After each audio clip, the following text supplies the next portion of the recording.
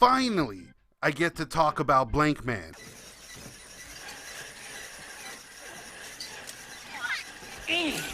As I've stated before in my Mo Money video, I think In Living Color missed the boat by not producing films based on their characters.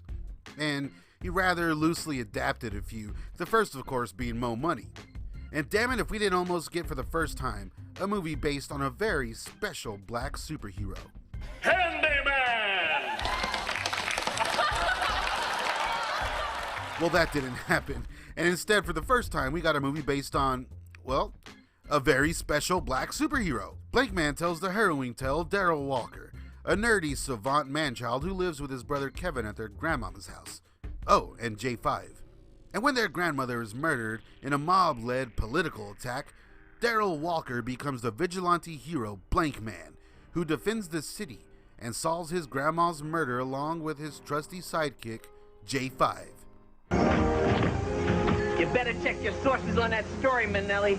You might have got a bad lead. Blankman. I see you finally got somebody who works with you who dresses worse than you do. What is your name, other guy? Well, I don't really have one yet. How about poorly dressed dead man? Now, this is one hilarious movie that I have never forgotten, and it never really got old. You know, just like Wayans' other films, like Major Payne and Mo Money in particular. You can watch my reviews on those, by the way. Well, this one always just really made me laugh, and I still check it out every once in a while, like at least once a year. And our next picture is a very silly comedy called Blankman that tickled me most of the time with some big laughs before it sort of petered out at the end. Damon Wayans teams up with his old In Living Color partner David Allen Greer in the story of a nerdy guy who becomes a neighborhood superhero, much to the amazement of his more cool brother. What do you think? If you walk out on the street like that, they're going to arrest you and lock you in the nut house. They're funny together. The would-be crime fighter gets in trouble with the police, and the scene where his big brother springs him is pretty funny, too. Bye, guys. And remember what I said. Life of crime is a waste of what? Hey, guys. Hey, guys. Really think I reached a couple of them. All right. When hope is gone and help is out of reach. Please help me. Hey, get off the car, you bum! Only one man can stand in the way of evil. Look! I'm a crime fighter! And it really kind of tackles all the tropes of the 90s and uses them perfectly. Like, we get a hip-hop theme song, montages, an awesome animated intro. You remember how flicks had animated intro cartoons all the time back when? God, I miss that. This time, really parodying the 66 Batman, to a T. And we even get a sort of copycat film around the same time, and the inferior Meteor Man that came out a year before, I know, but, upon rewatching it, it's basically just a cameo vehicle. With Blankman, we get an effective origin story and overall wacky tone that exists in a harsh and realistic New York landscape simultaneously, a dynamic that, in my opinion, always made these flicks stick out better. And well, obviously we couldn't get any handyman movies. Well, it was the 90s. We probably could have, but although we didn't get a handyman movie, Blankman still really does feel like an In Living Color movie, More so than Major Payne or Mo Money did anyways. What I just threw out there? Your radio? There. What I mean by that is like laughs per minute, the politically incorrect humor, and there's even some sketch-like scenes that, those scenes really do prove to be the most memorable in this flick. And here, David Allen Greer plays the straight man, for once. As for the co-stars, well, we get Jason Alexander really breaking typecast here as the sleazy owner of a local tabloid rag.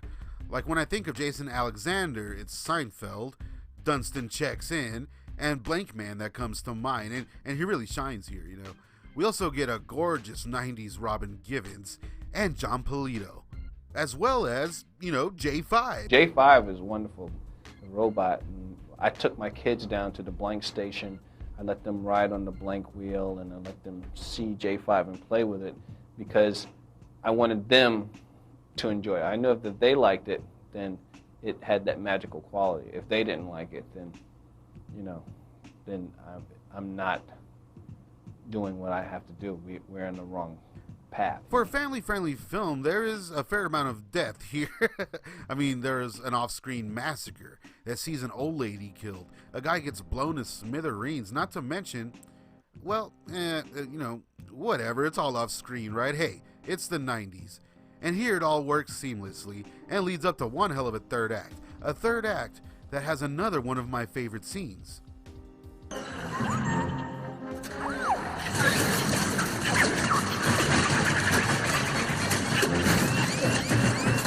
Blankman really nails the overall look and feel here. I mean, as far as paying homage or having a campy classic superhero feel. The apartment setting and, the layer and stuff like that. Even like the offices where they work at, where the third act takes place. There's even like a giant 90s safe, and bombs are just used as weapons all the time. Shit is hilarious. And of all the Wayans films, this one needs a sequel.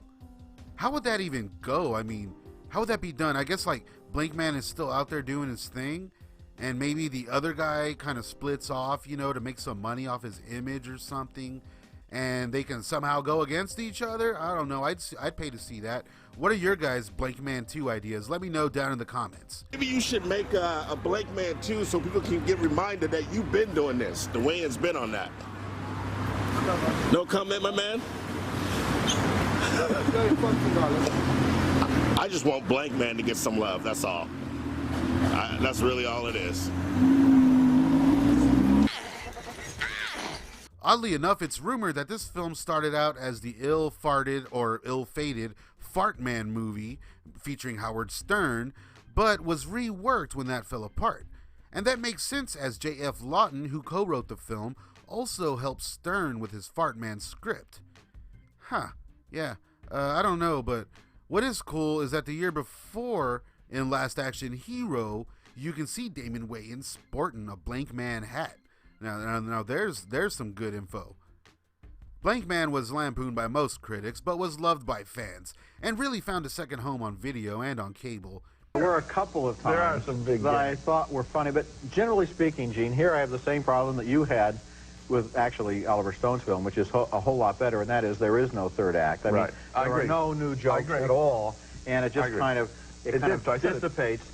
And it's the kind of movie you could watch it on the Late Show, you could watch it on a video, you could have fun with it up to a point, but I can't really recommend it. All right, well, I had enough laughs in the first two acts that I say to someone, it's funny. I really am surprised that a sequel never was followed up on.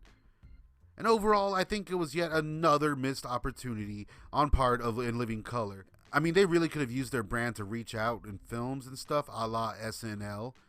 But, we all know the story of how In Living Color was kind of strong-armed and such by Fox. Well, I'm sure the Wayans were just over that shit. Damon Wayans, for his part, wouldn't have any of his major film releases under the Fox umbrella. Well, not for a while, at least. Speaking of which, what Damon Wayans movie should I cover next? Now, there's still a few good ones left. Let me know down in the comments. And I'll also be doing my Marlon Wayans series of film reviews very soon as well. As always, please subscribe, like, and share, and thanks for joining me, guys. Hit that notification bell. Stay tuned. J5! What's happening?